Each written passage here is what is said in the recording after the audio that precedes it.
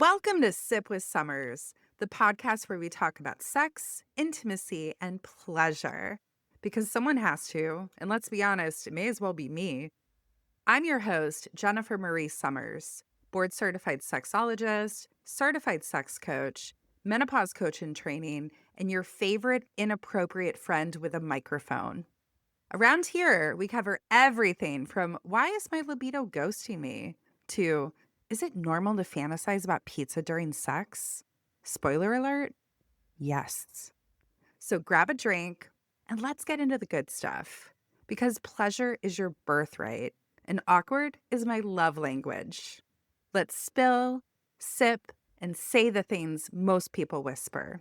Welcome to the show. Today, we're talking about something that I see all the time with my clients women who are successful, capable, doing everything right. But behind closed doors, they feel disconnected, resentful, and not turned on in their relationship. That's why I invited Bella Krutik, who's a relationship and feminine and body coach, to the podcast. Bella has lived this work. After 2 marriages and 2 divorces, Bella did the deep internal work and ended up reconciling with her ex-husband. And now they have the kind of relationship that most people wish they had the first time. Bella, welcome to the podcast. Thank you so much. I'm so happy to be here. Thank you so much for having me on. Thank you for being here. So, Bella, okay, we have to start here. You were married, you were divorced, and then you found your way back to your ex-husband. So what actually changed? That's such a great question because it's so many things. But I do want to preface this by saying we are still the same people we were ultimately. You know, I still went back to the person that I chose originally, but it was the deep work that helped us to move into a different version of ourselves with whom reconciliation was possible. It's still him, but we've done work that allows us to be chosen again and to choose each other again.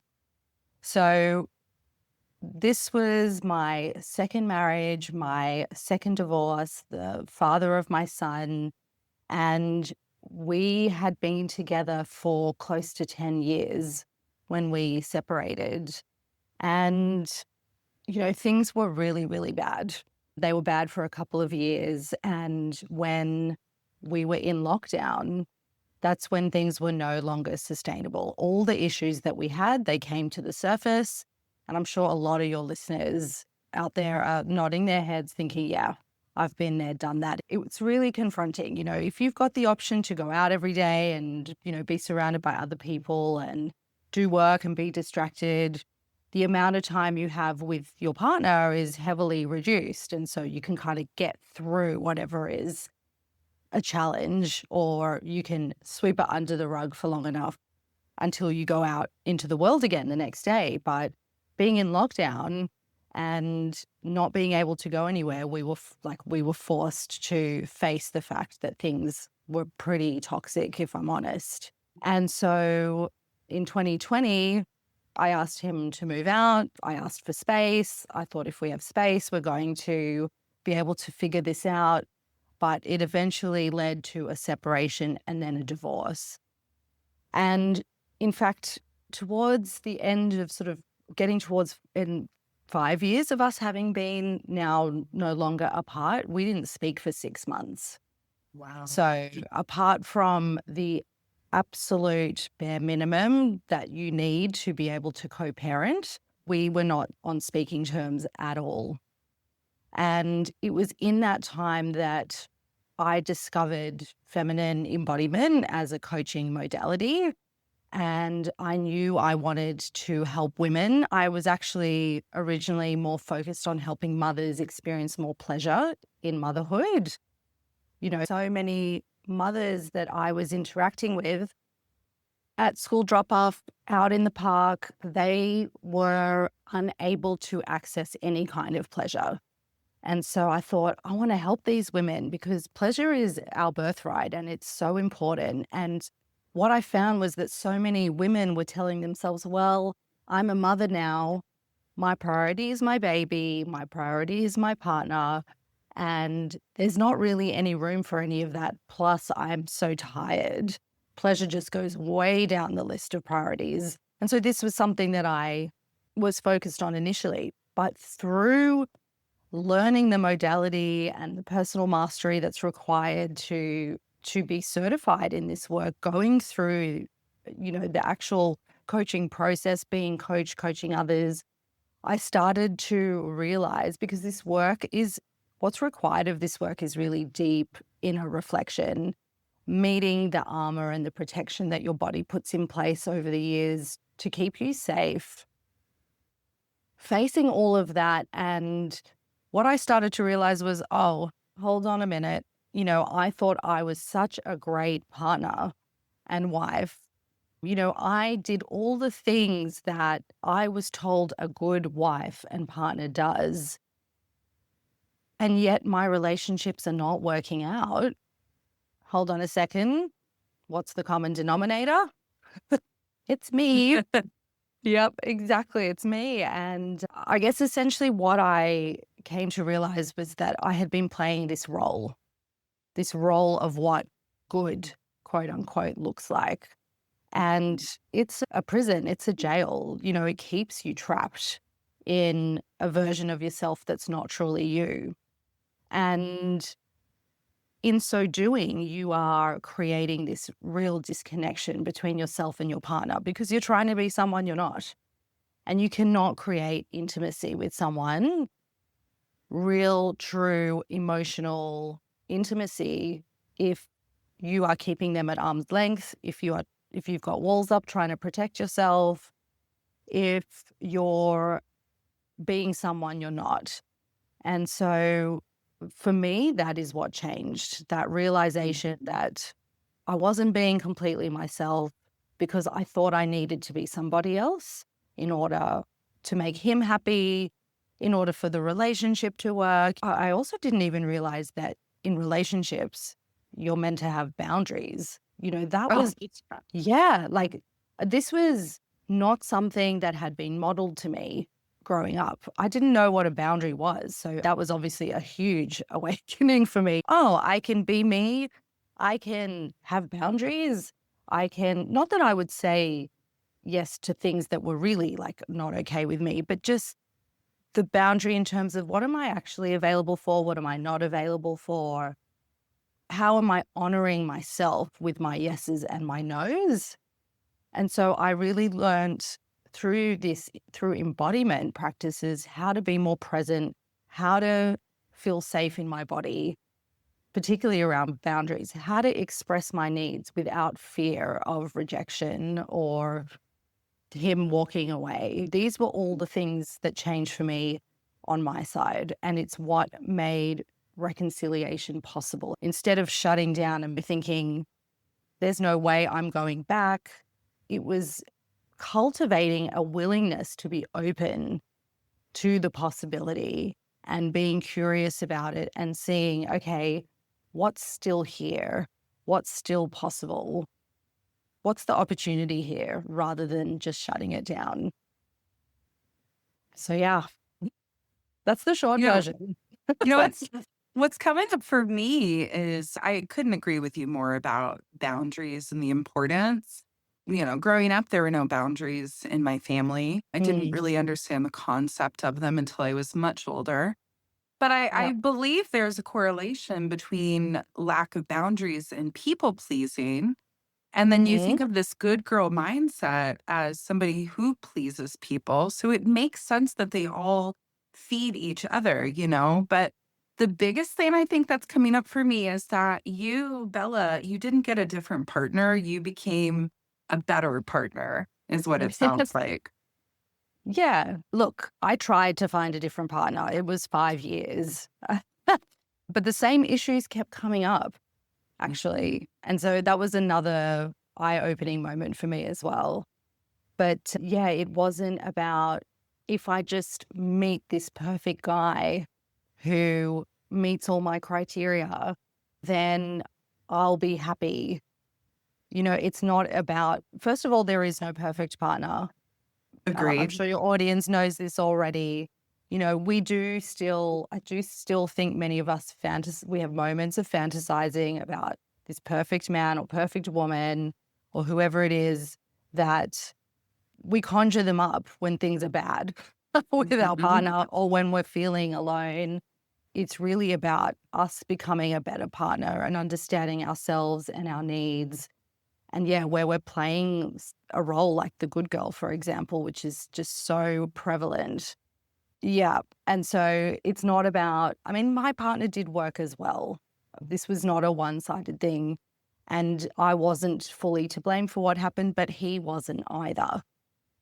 And, there was like a moment, like a light bulb moment where I thought, oh, he's not fully to blame, even though for the last couple of years I've been telling myself, my girlfriends, and anyone else who would listen that it's all his fault because he did X, Y, Z, and ABC. I realized I had contributed to that dynamic as well. And so that is where the work needed to be done. And that is Yeah. where the work lives for a lot of us. It's hard to admit that you may have contributed, that maybe you're to blame a little bit too. But it's really about taking that radical responsibility and, yeah, becoming that better partner in all the ways. So, Bella, you talk about the good girl archetype quietly ruining long-term relationships. What does Mhm. that actually look like in real life? I think it's something that we adopt from a very young age. The good girl is someone who, growing up, felt that she needed to be a particular way so that she could be accepted and loved by her parents and her family. So anyone who ever grew up feeling like they had to minimize themselves because they were told they were too much or too loud or just too much work, anyone who grew up being told that that's what they were would be quieter, would hide their emotions, would go into another room if things were hard. They stopped expressing. They started convincing themselves that what they felt and what they needed was wrong.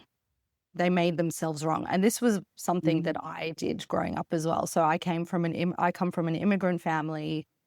They migrated to Australia just before I was born from Latvia. And, they worked really hard for us.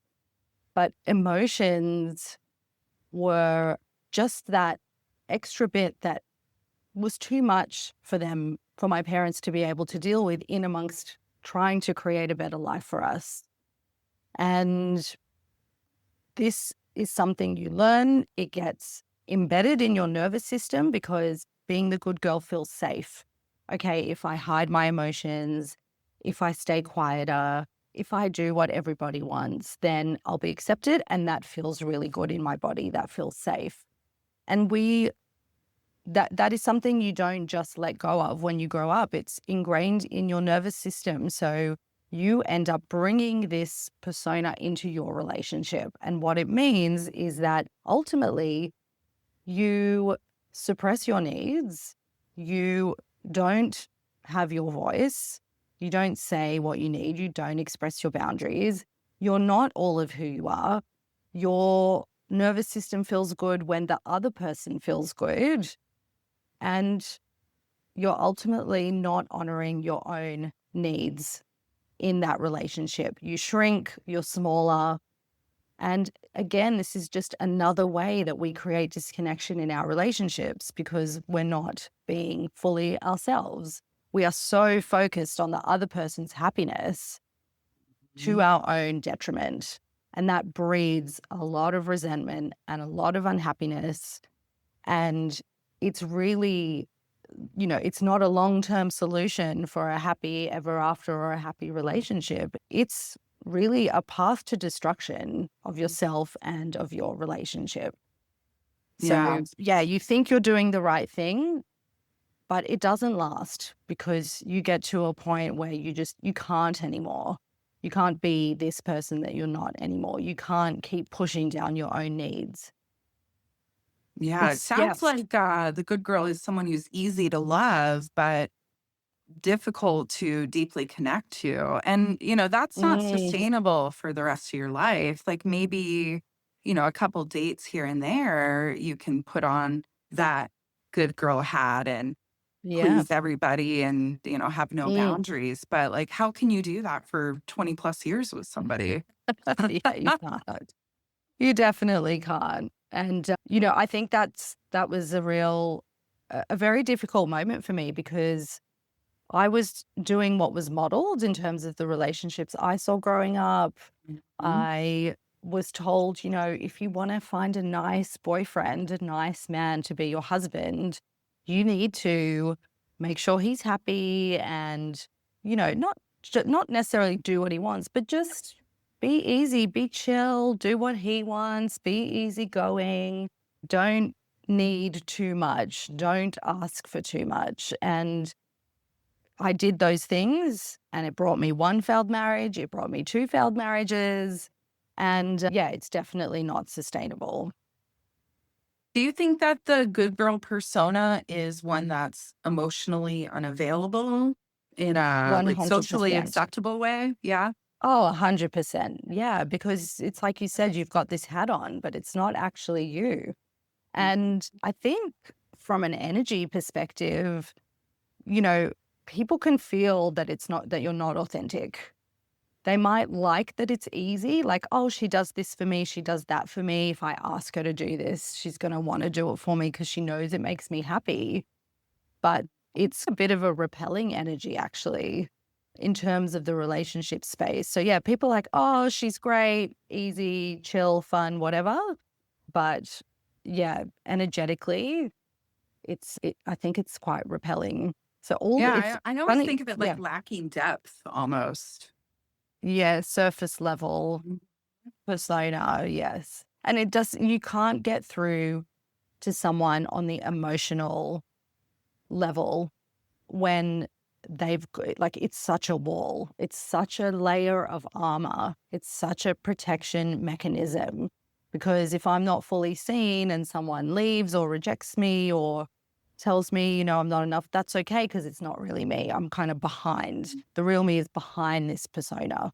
You can't get through to someone like that. You can't truly know someone who is playing that role, who is carrying that persona.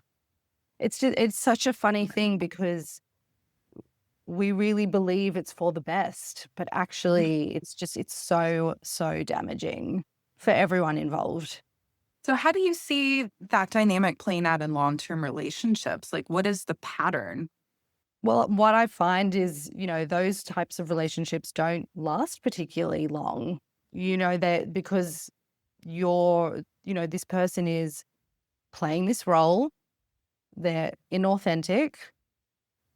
It works for a while because, the partner of the good girl is happy, but, the pattern is she becomes resentful, she becomes standoffish, Mhm. she's keeping him at arm's length and she doesn't know why, because she thinks she's doing all the wrong things. And he's getting frustrated because he can't get through to her. Emotional intimacy is lacking, physical intimacy is lacking. And that leads to, just a disconnection, a great disconnection in that relationship. So it's not one that, like you said before, it's not one that can play out over 20 years. Yeah. So the pattern is I'm not being me, but I'm doing all the things I think I should be doing. I'm people pleasing. I'm keeping everybody happy. But then you're the one that's starting to build that resentment and that disconnection just grows and grows to the point where people cannot stay in that relationship any longer. Definitely. And I see libido drop really hard in those type of situations because when we're Yeah. inauthentic to ourselves and we are disconnected from our body in those moments. And I think for a lot of women that come to my parties or see me in coaching, it could be that there's that disconnect in the relationship where they're not showing up as their most authentic self. Yeah, 100%. I mean, Mhm. and I think good girls live in their head a lot because they're just trying to anticipate what their partner wants. And when you're so in your head, you are completely disconnected from your body. That's why embodiment Yes. work is so powerful and important. Not only are you through this work learning how to get more in touch with physical sensation in your body, not only are you learning how to come down out of your head and into the body, but you're also tapping into your body's truth and your body's wisdom that you have these layers of protection over. When you're protecting yourself constantly, you can't get to the truth of who you are. You can't, Mhm. it's very hard to access that. And so if your body is so offline, you don't know what you want. You don't desire. That is switched off. Yeah, it's hard to see it because, you know, so many women are lacking or finding it difficult to connect to the aliveness in their bodies. True. They're basically walking around like we could just be a head and a neck walking around with no Yeah. body. Like how many times do you stop during the day and get curious about what's happening in your body? Most people who are working jobs and they're busy and looking after everybody, not at all. And so it's no wonder that when your partner's with you and they want physical intimacy, you're like, no, there's no way I can do that right now. It's a complete disconnect. So yeah, it plays out in that way as well. Yeah. And, you talk about female embodiment, Bella. So Mm, for someone who's listening, who's very in her head, what does female embodiment actually mean? yeah. Feminine embodiment is a way of becoming more sensitized to the sensations in your body Mhm. as a way to quieten the mind and to understand what is actually happening in your body. It's a way to become more connected to things like pleasure, your inner truth, your boundaries as well. But it's Mhm. basically, if I was to explain how it looks, feminine embodiment is imagine a moving meditation that is very focused on physical sensation. And the reason we do that is because it's the only way to truly quieten the mind. Way more than meditation, way more than breath work, because in those practices, it's your mind trying to control your mind. But with feminine embodiment, you are so deep in the body that you're actually getting messages from the body about your truth. You're tapping into that inner wisdom. You're connecting to your womb, your heart, your throat space, all of these actually very erotic parts of the body to truly understand who you are at your core. And it's when you access these places in your body that you start to cultivate safety in the body, presence in the body, and actually like this quiet confidence that you know who you are, you've got you are safe, and you operate from that beautiful, grounded, centered space. So, feminine embodiment is about getting you into that space and not from a performative point of view, but you are Mhm. cultivating that. That is becoming part of who you are. It's becoming part of your everyday being. And so, yeah, it's a really, really beautiful way to just be as wholly you and living in alignment and living in flow as possible. Okay, so I want to give our listeners something they can actually feel right now. And you Yep. mentioned the presence exercise. Yeah. Can you lead us through what that looks like, Bella? Yeah, I would love to. So, this presence exercise is something that I get my clients to do to cultivate more presence in their daily life. And it can be a 5-minute practice, a 40-minute practice, a 2-minute practice. I'm going to give you guys the very short version since we're on a podcast right now. So, as long as your audience is not driving and is somewhere where they can be Mm. quiet, this work needs to be done in a room where you're on your own. You're not going to be disturbed. So if there's any mums listening, do it while your baby's sleeping or at school and you're not rushing around. First, we're going to take a moment to look around our space, look around the room you're in.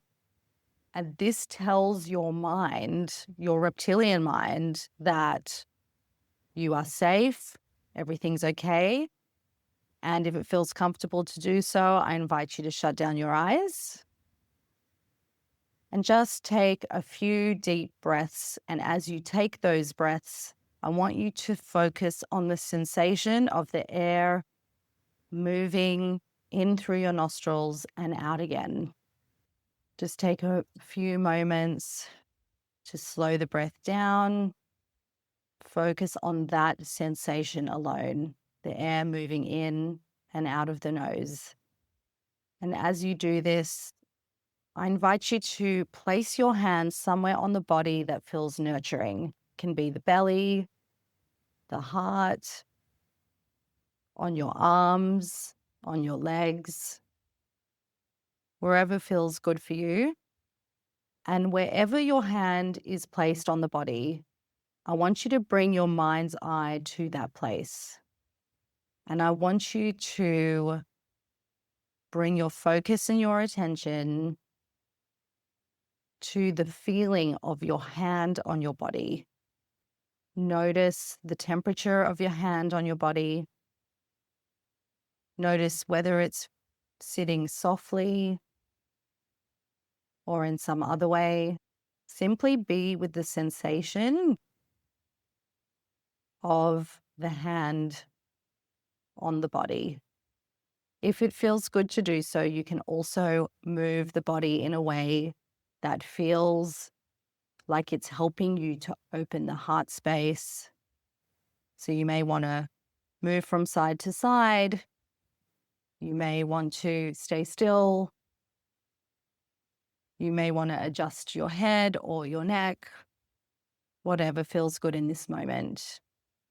And what we're going to do is stay here for a few more moments, continuing to ensure that the focus and the attention is simply on where your hand is touching your body. When we're going to slowly come out of that now. Whenever you're ready, you take a few more deep breaths. And when you're ready, slowly opening your eyes to return to the day, the room, the space that you're in.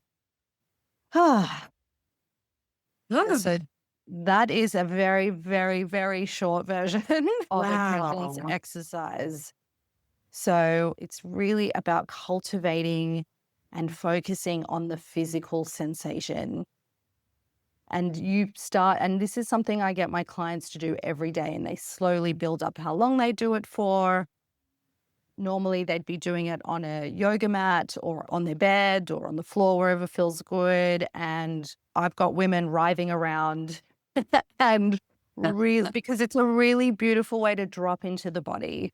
It's a really beautiful way to let go, to just be in the moment and to access that inner part of us that we so often just have switched off, that we don't bother to delve into. It's a really beautiful way to stop us from numbing out as well, which is something that so many of us do, which is completely understandable why we do it.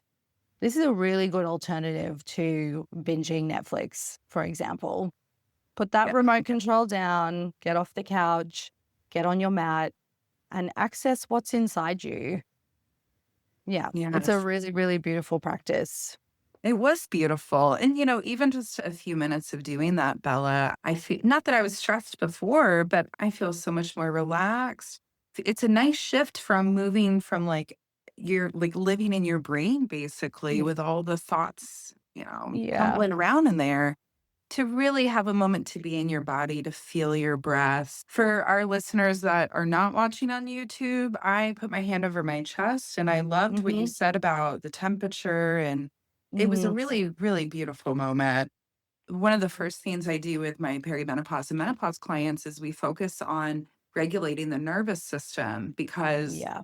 diet, exercise, supplements, and hormone replacement therapy may not be as effective when you're in a state of stress, panic, fight or flight, or freeze. So I Yeah. think that this could even be a great exercise that I offer to my clients. So thank you so much for Yeah. sharing this Oh, with us. you're so welcome. And I totally agree about the nervous system regulation. I think it is so incredibly important. And it's a huge focus for me in terms of the work I do, particularly for people who want to reconcile with their exes as well. I've got a lot of people that I help around this. And what I find is that so many of them are dysregulated at that nervous system level. And this work lives at that nervous system level. We can be so triggered. We can be not our best selves in relationships. And this work is very, very focused on starting at the nervous system level, really helping you to be more grounded, feel more stable, build up that safety. But then from there, build up your capacity for emotional intensity because relationships are emotionally intense. And the more we can hold that capacity, stay in the moment with our partner, understand when we're being triggered and drop into the body in those moments, that is how you start to improve how you show up in your relationships, how you show up in those moments that are really sticky and really tricky. So, yeah, thank you for mentioning the nervous system element of this because it drives so much of our behavior. Oh, And yeah. so many of us don't realize that. So it's super, super important to have the tools to be more regulated for those moments, which inevitably come up. Yeah. So, okay. So let's say the listener who is having that, oh shit moment, this feels very relatable. Is Bella spying on me? Because all of what she's describing is my lived experience. Where do those people even start? Yeah. Look, it all comes back to the embodiment work. And, for me, that was the source of all the goodness that has happened in my life. It's about, I would say to people, jump onto my Instagram, have a look at what embodiment actually looks like, do some research on what feminine embodiment is, and start to do that 2 or 3 minute exercise that I went through with you just before, because it's really about grounding into the body so that your brain stops sabotaging you so that you can start to understand that it is safe to be all of you. So this is for the ones who are the good girls, who are the people pleasers. There's work to do around feeling safe to be exactly who you are. Mhm. Because that being in that space is so much about I'm too scared to be all of me. I'm worried that if I'm all of me, I won't be loved or accepted. I'll be rejected. I'll be on my own. No one's going to want me. Surely this is too much. This work is really about coming back into the body, doing that inner child work as well, which is also part of this, and healing that inner child and letting them know, like, you are amazing and I love you and I'm looking after you now. I've got us.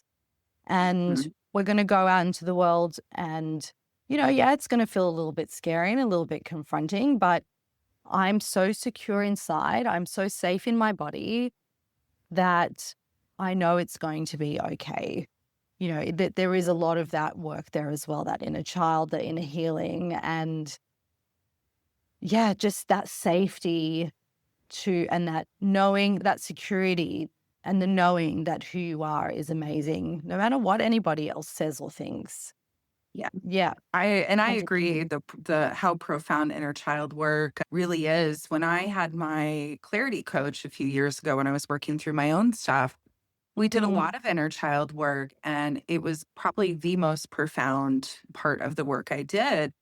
And I love it because now my inner children like come with me, and it's way more colorful now. yeah. So fun. Yeah, but I do want to normalize.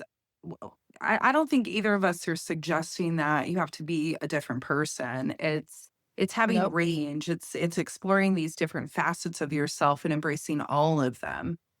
100%. And I Mhm. think in terms of the boundary work as well, I wanted to mention that, Yeah. this is not about dropping all of your walls and being completely exposed and completely vulnerable. This is actually about being able to decide, okay, when am I going to show that? When am I going to show that side of myself? How do I know that I feel safe? You're going to understand when you feel safe, truly safe, not because they're safe, because you feel safe in their presence and you get to choose, okay, I'm ready to be vulnerable with this person. I'm ready to express myself, my emotions. And yeah, this is another example of that range. It's not black and white. Yeah. And it's not that you need to be completely one way or another. It's about building that ability to choose and Mhm. knowing when it's right for you as well. Bella, you mentioned the pain and pleasure principle. Can you explain how that ties into relationships?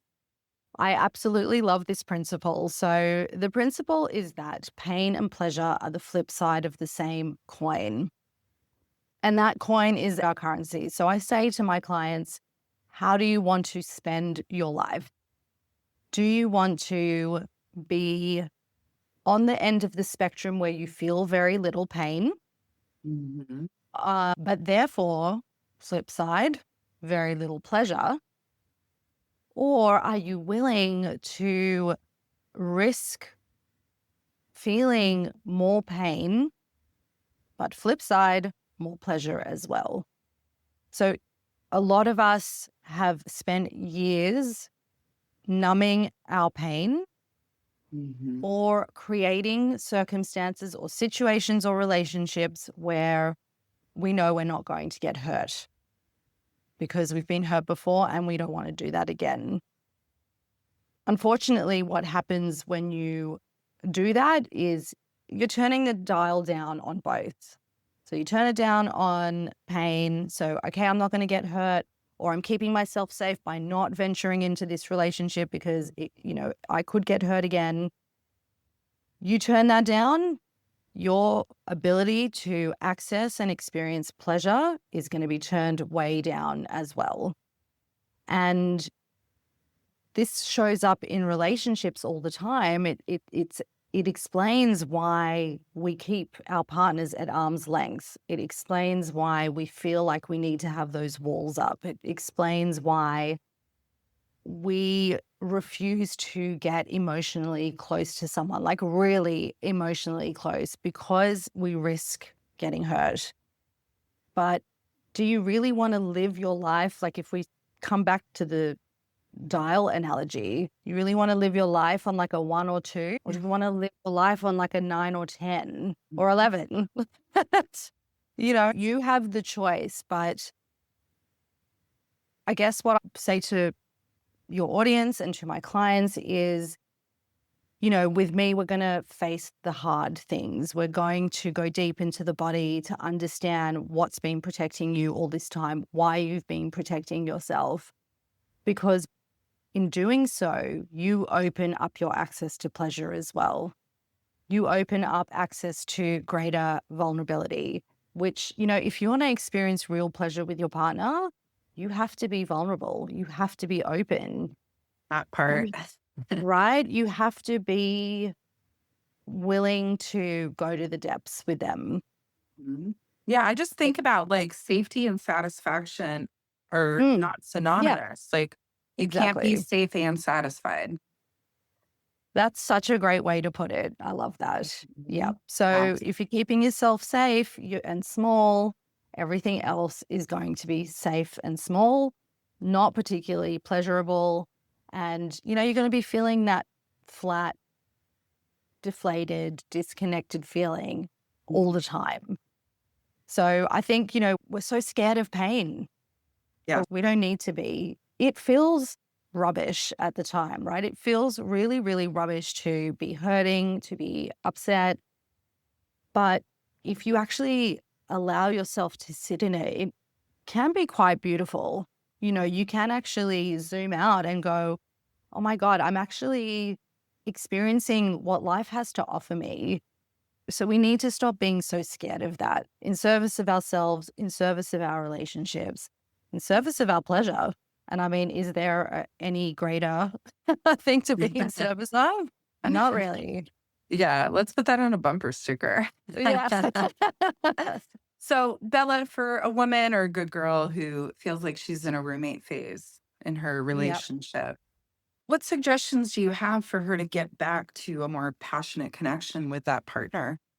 I think it really comes down to getting connected with herself. It's really about being open to understanding ourselves better. And on the physical level, yes, but on the emotional level as well. So, again, getting to know yourself so intimately that you then have the tools to present that to your partner. This is me.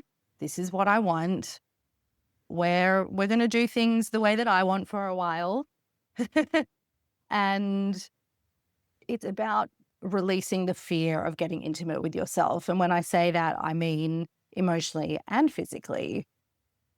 But if you feel like you're living with a flatmate rather than your soulmate, the work is it's on both of you, but it's not just on them. It is so much on us as well. And this is what I say is the work that we need to do in relationships. The work is not, I did the groceries, I cleaned the house, I ran around and made life happen for us, and then I booked a date. Those things are great and they need to be done as well. But the work is actually the work on yourself, that deep inner work to really know yourself and to be unafraid to come forward with that version of you in all your beauty and all your glory. That's the way to reignite that spark with your partner. Start with you. What does a woman look like when she's no longer a good girl and she is fully in her power? She's magnetic. She's confident. She is completely in love with herself without being arrogant. She is like wise and confident. She knows who she is and she's unafraid to show that part of herself. And you can't fuck with her. That's right. She's so embodied. She knows herself so intimately. And she just draws people in. That woman, you've seen her before. She steps into the room and everyone looks at her. And it's not because of her outfit and it's not because of her hair or the latest handbag. It's because she knows who the fuck she is. Yes. And that is just that is super magnetic. So that's where we're getting our clients to that beautiful, embodied, I know myself space. Yes. I wish all women could be in that space. What a different world we live 100%. in, right? 100%. 100%. So, my dear listeners, what I would like for you to take away from this conversation is that being a good girl might have helped you feel safe and protected, accepted, and loved, but it also may be the very thing that's disconnecting you from sex, intimacy, and pleasure. Mm, Um, and this work isn't about being a new person, it's about coming back to your authentic self.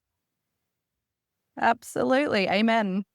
Yeah. So, Bella, where can people find you, work with you, and learn more about you? Yeah, thank you. The best place to go is my Instagram page. Everything is there in terms of how we can work together, what I do, the type of work I do. And I also have some free resources available.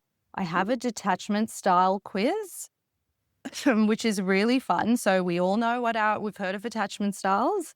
Yes. This is what's your detachment style. So how are you detaching in your relationships? And actually, the good girl is one of the results. So I'd be curious to see how many people in your audience get that result, because so many of us are either good girls or reforming good girls. So Mm. you can find that quiz on my page as well. And it is at Bella K Coaching.